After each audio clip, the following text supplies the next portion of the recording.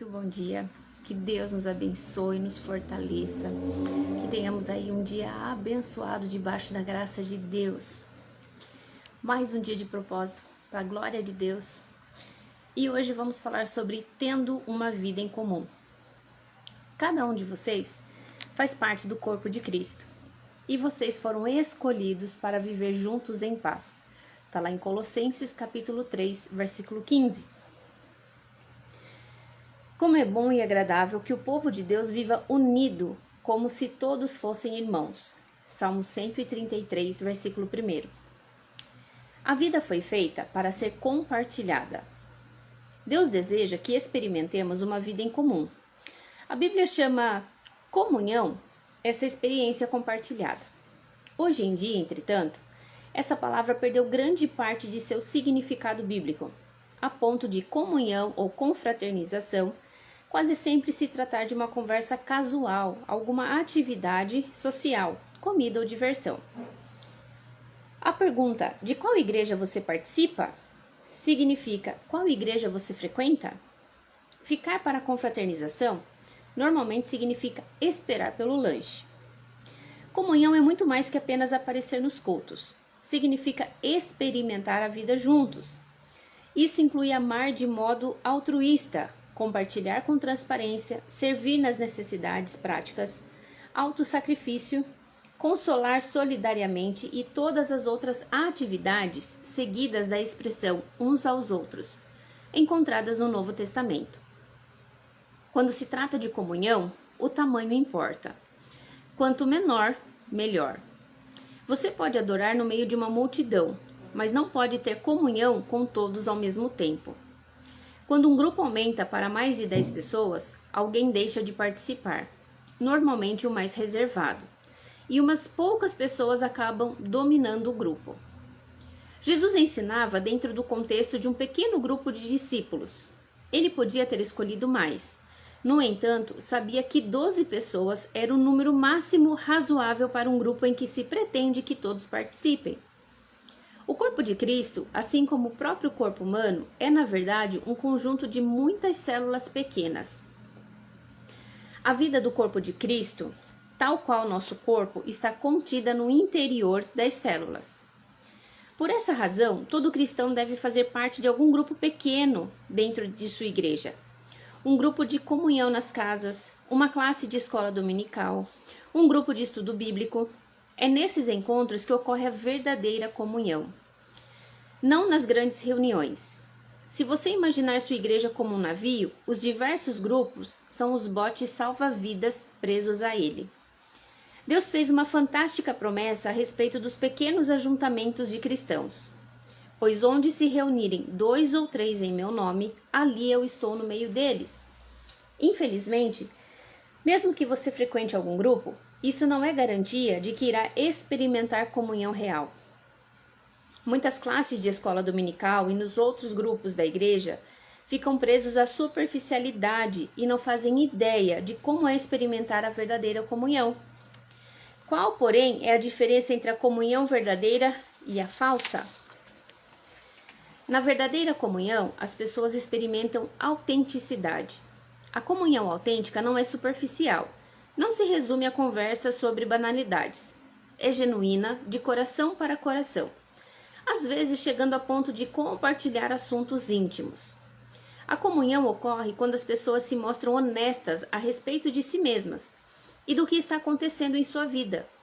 Elas dividem mágoas, revelam sentimentos, confessam falhas, dão a conhecer dúvidas, admitem medos, reconhecem suas fraquezas e pedem ajuda e oração. Autenticidade é exatamente o oposto do que você encontra em algumas igrejas. Em vez de uma atmosfera de honestidade e humildade, há uma conversação fingida, encenada, politiqueira, superficialmente educada e frívola. As pessoas vestem máscaras, mantêm a guarda e agem como se sua vida fosse bem-sucedida em todos os aspectos. Essa atitude decreta a morte da verdadeira comunhão. Somente quando somos sinceros sobre nossa vida é que experimentamos a real comunhão. A Bíblia diz: se porém andarmos na luz, como Ele está na luz, temos comunhão uns com os outros. Se afirmarmos que estamos sem pecado, enganamos a nós mesmos. E a verdade não está em nós. O mundo pensa que a intimidade ocorre no escuro, mas Deus diz que ela faz parte da luz. As trevas são usadas para esconder ferimentos, erros, medos, fracassos e falhas. É na luz que os trazemos todos para um lugar aberto e admitimos quem realmente somos. Naturalmente, ser autêntico exige coragem e, ao mesmo tempo, humildade. Significa enfrentar o medo de ser exposto, da rejeição e de ser novamente magoado. Por que alguém correria tal risco? Porque é a única maneira de crescer espiritualmente e ser emocionalmente saudável. A Bíblia diz: façam disso uma prática comum. Confessem seus pecados uns aos outros e orem uns pelos outros, para que vocês possam viver juntos, integrados e curados. Só cresceremos assumindo riscos, e o mais difícil de todos é ser honesto com você mesmo e com os outros. Na verdadeira comunhão, as pessoas experimentam reciprocidade. Reciprocidade é a arte de dar e receber. É depender um do outro. A Bíblia diz: o modo pelo qual Deus formou o corpo humano é um modelo que nos ajuda a entender nossa vida comunitária na igreja. Cada parte depende da outra. A reciprocidade é a essência da comunhão. Edificar relacionamentos recíprocos, compartilhar responsabilidades e ajudar uns aos outros. Paulo disse: quero que nos ajudemos uns aos outros com a fé que possuímos. A sua fé me ajudará e a minha fé ajudará vocês. Somos mais constantes em nossa fé quando outras pessoas caminham conosco e nos incentivam. A Bíblia recomenda prestação de contas, encorajamento, honra e serviço recíprocos. Em mais de 50 ocasiões no Novo Testamento, somos orientados a realizar diferentes tarefas uns aos outros e uns dos outros. A Bíblia diz: esforcemo-nos em promover tudo quanto conduz à paz e à edificação mútua. Você não é responsável por todos no corpo de Cristo, mas tem responsabilidade para com eles. Deus espera que você faça tudo o que puder para ajudá-los. Na verdadeira comunhão, as pessoas experimentam compaixão. Compaixão não é dar um conselho ou oferecer uma ajuda eventual. É penetrar e compartilhar a dor dos outros. A compaixão diz: compreendo o que você está passando, e o que você sente não é estranho nem absurdo. Alguns chamam a isso empatia, mas a palavra bíblica é compaixão. A Bíblia diz: como povo santo, sejam compassivos, bondosos, humildes, mansos e pacientes. A compaixão satisfaz duas necessidades fundamentais do ser humano: a de ser compreendido e a de ter seus sentimentos respeitados. Compreender e respeitar o sentimento de alguém abre caminho para a comunhão. O problema é que estamos quase sempre tão ansiosos por corrigir situações que não temos tempo de sentir compaixão. Ou então estamos preocupados com nossas mágoas. A autopiedade esgota completamente a compaixão pelas outras pessoas. Há diferentes níveis de comunhão, cada um adequado a um momento diferente. Identificamos os níveis mais básicos de comunhão: comunhão em compartilhar e na comunhão do estudo da Palavra de Deus juntos. Num nível mais profundo, temos a comunhão no serviço, presente na ação conjunta em viagens missionárias ou em obras de caridade. O nível mais profundo e intenso, porém, é a comunhão no sofrimento, que ocorre quando tomamos parte da dor e das aflições uns dos outros e carregamos os fardos uns dos outros. Os cristãos que melhor compreendem esse nível são aqueles que ao redor do mundo são perseguidos, discriminados e muitas vezes martirizados por causa de sua fé. A Bíblia ordena: compartilhem os seus problemas e aflições uns com os outros e dessa forma obedeçam à lei de Cristo. É em tempos de crise, tristeza e dúvidas profundas que mais precisamos uns dos outros. Quando as circunstâncias nos esmagam a ponto de nossa fé vacilar, é que mais precisamos de amigos cristãos. Precisamos de um grupo de amigos que tenham fé em Deus por nós e nos ajudem a superar as dificuldades. Em um grupo menor, o corpo de Cristo é real e palpável, mesmo quando Deus parece distante. Foi disso que Jó necessitou durante seu sofrimento. Ele exclamou: um homem desesperado deve receber a compaixão de seus amigos, muito embora ele tenha abandonado o temor do Todo-Poderoso. Na verdadeira comunhão, as pessoas experimentam misericórdia. A comunhão é um momento de graça, em que os erros não são criticados, mas apagados. A comunhão acontece quando a misericórdia triunfa sobre a justiça. Todos precisamos de misericórdia, porque todos tropeçamos, caímos e precisamos de ajuda para retomar o caminho. Precisamos oferecer misericórdia uns aos outros e estar dispostos a recebê-la uns dos outros. Deus diz: quando as pessoas pecarem, vocês devem perdoá-las e confortá-las para que não sejam vencidas pelo desespero. Você não pode ter comunhão sem que haja perdão. Deus adverte: jamais guardem rancor, porque a amargura e o ressentimento destroem a comunhão. Por sermos imperfeitos e pecadores, inevitavelmente magoamos uns aos outros, depois que passamos juntos algum tempo. Às vezes, magoamos uns aos outros intencionalmente e às vezes sem querer. Mas de qualquer maneira, faz-se necessário uma enorme quantidade de graça e de misericórdia para criar e manter a comunhão. A Bíblia diz: vocês precisam ter consideração para com as faltas uns dos outros e perdoar aos que lhes ofendem. Lembre-se, o Senhor perdoou vocês, por isso vocês devem perdoar uns aos outros. A misericórdia de Deus para conosco é um estímulo para que sejamos misericordiosos uns com os outros. Lembre-se, jamais lhe será pedido que perdoe alguém mais do que Deus já lhe perdoou. Sempre que for magoado por alguém, você terá uma escolha: usar sua energia e seus sentimentos para buscar vingança ou para encontrar uma solução. Você não pode optar por ambas as coisas. Muitos relutam em praticar a misericórdia porque não sabem a diferença entre confiar e perdoar. Perdoar é esquecer o passado. Confiar tem relação com o comportamento futuro. O perdão deve ser imediato, tenha ou não a pessoa pedido por ele. A confiança é reconstruída com o decorrer do tempo. Confiança exige antecedentes. Se alguém o magoa repetidamente, Deus lhe ordena que perdoe imediatamente, mas não espere que você volte a confiar imediatamente, ou que continue permitindo que tais pessoas o magoem. Elas devem mostrar que mudaram com o tempo.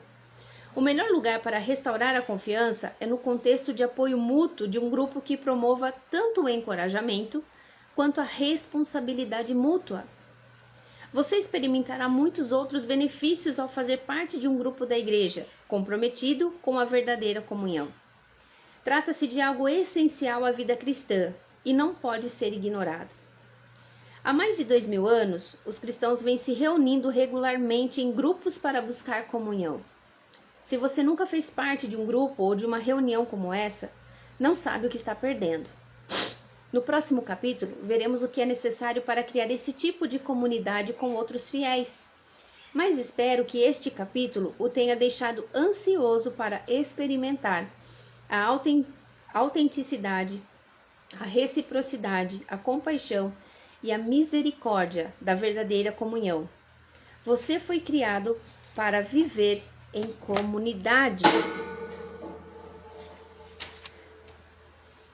tendo uma vida comum. O dia de hoje ele fala sobre a vida foi feita para ser compartilhada. Precisamos compartilhar um pouquinho da nossa vida. Perdão, gente. Vimos também que a verdadeira comunhão, ela não ocorre nas grandes reuniões. Ela acontece em reuniões menores. Num pequeno grupo, podemos desfrutar de uma comunhão perfeita. E aqui ele fala: o corpo de Cristo, assim como o próprio corpo humano, é na verdade um conjunto de muitas células pequenas. Então, a vida do corpo de Cristo, tal qual nosso corpo, está contido no interior das células. Por essa razão, todo cristão deve fazer parte de algum grupo pequeno dentro de sua igreja. Um grupo de comunhão nas casas, uma classe de escola dominical, um grupo de estudo bíblico. Então, o Senhor ele nos adverte que precisamos ter relacionamentos dentro da igreja, participar de grupos em que possamos nos auxiliar uns aos outros. E Deus ele fala, onde se reunirem 2 ou 3 em meu nome, ali eu estou no meio deles. Então aqui o Senhor já advertiu e já vemos que não precisamos estar num culto grande com muitas pessoas, estar no meio de uma multidão. Não, muitas das vezes num grupo pequeno, entre 2 pessoas, 3 pessoas, ali o Senhor vai estar trabalhando, ali o Senhor vai estar agindo. Encontramos comunhão ali. A verdadeira comunhão, as pessoas experimentam autenticidade, experimentam reciprocidade, experimentam misericórdia. Aqui Deus foi mostrando para nós um pouquinho de cada um. A comunhão autêntica ela não é superficial, não se resume a conversas sobre banalidades. Ela é genuína, de coração para coração, às vezes chegando ao ponto de compartilhar assuntos íntimos. A comunhão ocorre quando as pessoas se mostram honestas a respeito de si mesmas e do que está acontecendo em sua vida. Então aqui temos isso bastante. Deus fala também sobre o que? Sobre a honestidade, sermos honestos. Honestos com nós mesmos, não escondendo a nossa fragilidade, não escondendo aquilo que passamos, que muitas das vezes queremos mostrar a perfeição, o correto, que está tudo certo, que não tem nada errado. Quando na verdade tem muita coisa fora do lugar. Quando na verdade precisamos muito mudar muitas coisas. Então precisamos ser honestos com nós mesmos. O que não está legal, o que eu preciso mudar, o que eu preciso arrumar, o que eu preciso alinhar a minha rota. Temos falado todos esses dias a respeito do que Deus tem requerido das nossas vidas. E Deus quer que sejamos honestos. Que tenhamos comunhão também com as pessoas, tenhamos comunhão na igreja. Vimos aqui a misericórdia do Senhor. Compartilhem seus problemas e aflições uns com os outros e dessa forma obedeçam a lei de Cristo. Mas precisamos ter sabedoria. Não é compartilhar quando o irmão compartilha, eu vou sair contando para todo mundo fora do grupo. Não. O que se conversou num grupo é ali que fica. É ali que se resolve, é ali que se ora. Ao sair dali, ore em favor do que foi mencionado diante de um grupo.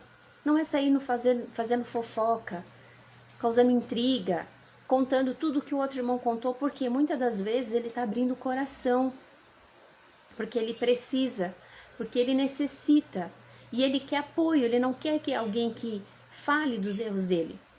Todos nós sabemos dos nossos erros, não precisamos que apontem. Só que o nosso orgulho não nos deixa aceitar que estamos errados. O nosso ego, muitas das vezes, não permite. Então, a gente sempre quer achar que a gente está correto, que errado é o outro. Sempre queremos culpar o outro. As nossas falhas é por causa do outro. Quando, na verdade, não. Nossas falhas é por culpa nossa mesma, é por nós mesmos. Não é sobre o outro, é sobre mim. Então, precisamos ter sabedoria. Ao participar de grupos, ao estar na igreja, ou mesmo que não seja em grupos, quando você tem alguém que vem desabafar com você, vem conversar com você, de ficar ali entre vocês. De você escutar e dar uma palavra de ajuda, uma palavra de sabedoria. Se você não tem uma palavra para falar, apenas escute. Mas morre ali, não tem por que depois você sair falando para citando. Nossa, você viu o que aconteceu com fulano? Fulano está passando por isso. Se você não vai ajudar, fecha a boca. Se você não tem uma palavra boa para dar ao outro, fique em silêncio. Precisamos ter sabedoria no nosso falar, no nosso agir. Que sejam palavras de bênção para o que o outro precisa. Por quê? Apontamentos de dedo, apontamento de erros, isso é a coisa mais fácil que tem a se fazer. E todo mundo faz. Não precisamos correr atrás. Está todo mundo o tempo inteiro com o dedo apontado para mostrar os erros e as falhas. Precisamos de pessoas que segurem nossa mão, nos levantem e falem: ei, eu tô aqui com você, vamos ver o que podemos melhorar, vamos ver o que podemos fazer nessa situação. Olha, eu não sei o que fazer, mas vamos orar, Deus há de dar uma solução, Deus vai dar uma resposta, Deus vai dar um direcionamento. Isso é o melhor a se fazer. E as trevas, elas costumam esconder os ferimentos, os erros, os medos, os fracassos e as falhas. Mas é na luz que os trazemos à tona. Admitimos quem somos e nos damos o direito de ser curado. As trevas, elas sempre vão esconder tudo que está aí dentro. Só que só vamos ser curados de traumas, de medos, de inseguranças, quando trazemos isso à luz. Quando trazemos para fora tudo isso. Porque enquanto tá aqui dentro, tá fácil. É difícil, eu sofro, mas tá lá dentro. Ninguém sabe, ninguém vê, só Deus conhece. Mas quando Deus pede, olha, eu preciso curar, mas eu preciso trazer à luz tudo isso, aí que é difícil aceitarmos. Por quê? Porque mexe com o nosso orgulho, mexe com o nosso ego. E será que estamos dispostos a trazer à luz para mostrar quem realmente somos? A mostrar nossas falhas, a mostrar os nossos medos, os nossos fracassos? Será que eu estou disposta a tudo isso? Porque muitas das vezes, quando começa algumas coisas vir à tona, vem trazendo a existência à luz, o que a gente faz? A gente quer tapar, pôr areia, tapar o buraco e tá tudo certo, vamos deixar guardado ali, ninguém vai mexer e pronto, acabou. Mas é só quando trazemos a luz que seremos curados de todos os traumas, de todos os fracassos, de todos os ferimentos, de todos os erros. Somos humanos. Vamos errar, vamos falhar infinitas vezes. Mas precisamos nos ajustar, permitir que Deus traga a luz. Sermos humildes o suficiente para falar: tá, Senhor, limpa. Errei, falhei, mas é daqui para frente. É algo que a gente tem sempre comentado. Se você me conhece de um ano para trás, você já não me conhece mais. Todo dia é uma evolução, todo dia é um aprendizado, todo dia é um amadurecimento. E assim é com todo mundo. Só que não é no nosso falar que vamos provar para as pessoas que estamos mudando, o quanto estamos diferentes. Não. Porque muitas das vezes o nosso falar não condiz com o que estamos vivendo. O que vai mostrar realmente a diferença, o que vai mostrar realmente que tem algo de diferente em você é as suas atitudes, as suas ações. Isso vai mudando. Não é somente você chegar e falar: não, eu tô diferente, eu mudei, eu tô assim agora, assim assado e lá. Não. É você agir diferente. É verem a diferença em você. Verem que tem algo diferente em você, porque algumas coisas estão muito diferentes. Mudar não significa que você vai parar de errar, que você vai parar de falhar. Não. Você vai continuar falhando, você vai continuar errando. Mas a diferença é o quê? Que você vai se policiar mais para você errar menos. Você vai tapar brechas para que você não cometa o mesmo erro que você cometeu no passado. Então isso é trazer a luz, trazer cura. Permitir que Deus cure, que Deus trate, para que você não volte aonde você já esteve.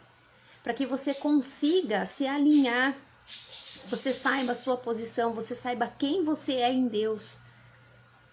Que sendo assim, você não vai voltar onde você já esteve. Você sabe como é estar lá. E para lá você não deve voltar. Então é daqui para frente. E Deus, ele tem todo o poder para curar, para limpar, para tratar toda a ferida, tirar todo o medo, todo o fracasso, todo o orgulho, todo o ego. Mas precisamos obedecer a sua palavra. Precisamos estar dispostos a deixar Deus trabalhar na nossa vida. Deus limpar o que precisa ser limpado. Deus tirar o que precisa ser tirado. Só crescemos quando assumimos os riscos. E o mais difícil de todos é ser honesto com você mesmo. Isso é o mais difícil, sermos honestos conosco mesmo.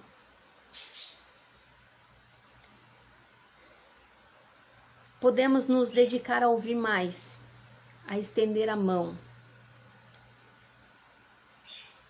Mas precisamos também saber que perdoar não significa você conviver com a pessoa que te magoou, com a pessoa que te ofendeu. Precisamos perdoar, sim. Precisamos tirar os ressentimentos, as mágoas dos nossos corações? Sim. Por quê? Porque faz mal para nós, não é para o outro que faz mal. Faz mal para mim os sentimentos que eu tenho guardado. Mas perdoar não é esquecer. Perdoar é você lembrar sem que isso afete mais você. Perdoar não significa que você tenha que conviver com as pessoas. Então isso as pessoas às vezes não entendem e querem fazer inúmeros julgamentos. Elas te ferem, elas te machucam e quer que você continue indo nos mesmos lugares que ela, frequentando a casa dela e tudo mais. Mas não é assim. Quando elas nos ferem, quando elas nos machucam, precisamos perdoar, mas não precisamos conviver com elas. E isso vemos aqui que o próprio Deus já falou. Precisamos perdoar, sim, mas não implica que tenhamos que conviver com elas. Porque se eu sei que ela está me ofendendo, por que eu vou conviver? Eu perdoei, está perdoado, cada um vai seguir sua vida. Mas eu não preciso ter o mesmo contato. Eu não preciso estar direto na casa das pessoas. Não. Se isso está custando para mim, está sendo pesado, eu não posso fazer. Eu apenas preciso perdoar. Eu preciso liberar perdão. Por quê? Porque quando não perdoamos, as nossas orações não são respondidas. Quando não perdoamos, não conseguimos ter comunhão com Deus. Por quê? Porque algo nos afasta de Deus. Então precisamos ter comunhão com Deus, precisamos deixar que Ele limpe o nosso coração, que Ele nos ajude a perdoar, que Ele nos ajude a perdoar as ofensas. Mas lembre-se que você vai perdoar para você liberar o seu coração, para que você tenha comunhão com Deus. Mas você não é obrigado a conviver com quem te magoou, com quem te ofendeu. Então que você possa pedir para Deus alinhar a sua vida, alinhar o seu propósito. Que tudo que está aí dentro, que tem incomodado, que tem machucado, que tem ferido, os medos, os erros, os fracassos, as falhas, que você aceite, que você erra, que você falha. Seja honesto com você mesmo. E deixa Deus trabalhar, deixa Deus limpar, deixa Deus mudar toda a sua história. Ele tem uma história nova para cada um de nós. Ele tem muito a fazer por mim e por você. Apenas se permita viver o que Deus tem. É fácil? Não é fácil. Sofremos. Seguir a Cristo não é fácil, não é uma vida de mar de rosas, tudo fácil. Mas vale a pena. Porque temos paz, temos tranquilidade, sabemos que Deus está conosco, Ele não nos deixa em momento algum. E tudo, na hora certa, se resolve, se completa e chega na hora certa. Deus, Ele não escreve errado, Deus, Ele não se atrasa. Para você pode estar parecendo que Ele está atrasado, que Ele se esqueceu, que Ele não está te ouvindo, mas está tudo dentro do tempo dEle. Tudo dentro de acordo com o que Ele tem planejado para cada um de nós. Amém? Que Deus abençoe sua vida. Que você possa aí ter uma comunhão com Deus, uma comunhão com os irmãos. E você possa se permitir Deus trabalhar em toda a sua vida. Para que você seja mais próspero, para que você tenha leveza, para que os dias não sejam pesados, para que os dias sejam leves. Porque caminhar com Deus é leve. Então que você possa se colocar em obediência, pedindo a Deus para que você possa obedecê-lo e ele possa fazer morada no seu coração, limpando, tirando tudo que não é do agrado dele, tudo que não convém com a palavra dele. Ele possa estar moldando a sua vida e você se alinhe ao propósito dele. Você volte à rota que ele tem colocado para você trilhar. Nosso pensamento de hoje, ele fala sobre, o tema de reflexão é: preciso de outras pessoas em minha vida. Precisamos de outras pessoas na nossa vida. Então reflita bastante. Sozinhos não somos ninguém. Não somos nada. Precisamos uns dos outros. E o versículo para memorizar: compartilhem os seus problemas e aflições uns com os outros, e dessa forma obedeçam à lei de Cristo. Está lá em Gálatas, capítulo 6, versículo 2. E a pergunta para meditar é: que posso fazer hoje para me unir a outro irmão de maneira mais íntima e verdadeira? O que você pode fazer hoje para se unir a outro irmão de uma maneira íntima, verdadeira, abrindo seu coração sem medo, abrindo o seu coração sendo honesto com você mesmo, de tudo que Deus tem requerido da sua vida, de tudo que Deus tem colocado para você viver? Pense, medite. Você não precisa responder para mim, mas responda para você mesmo, entre você e Deus. Eu tenho certeza que Deus mostrará o que você deve fazer e o que Ele está requerendo de você. Amém? Pai querido, te agradecemos, Senhor, por mais um dia. Que Tu possa estar, Senhor, nos abençoando, nos fortalecendo, Senhor, diante desse propósito, ó Pai, que temos feito. Falando, Senhor, grandemente aos nossos corações, nos moldando, nos limpando, ó Pai. Tudo aquilo que não pertence a Ti, Senhor, Tu possa estar nos limpando, Senhor. Curando as nossas feridas, ó Pai. Amenizando as dores, Senhor. E também, ó Pai, que possamos ser honestos com nós mesmos, Senhor. Aceitando as nossas falhas, os nossos erros. E procurando, Senhor, não fazer novamente, ó Pai. Viver, Senhor, de uma forma diferente, ó Pai. De uma forma que agrade a Ti, Senhor. Viver o Teu propósito. Fica com cada um de nós, Senhor. Guarda-nos, ó Pai. Dá-nos uma tarde, uma noite, um dia inteiro de bênçãos, ó Pai, repleto, Senhor, da Tua graça. Esta é minha oração em nome do Senhor Jesus. Amém. Glória a Deus. Que Deus os abençoe, Deus os fortaleça, que Deus se faça presente em todo o seu dia e que tudo o que deseja teu coração, Deus possa estar concretizando segundo a boa vontade dele. Fiquem com Deus, um forte abraço a todos e amanhã estaremos aqui novamente, se assim Deus nos permitir.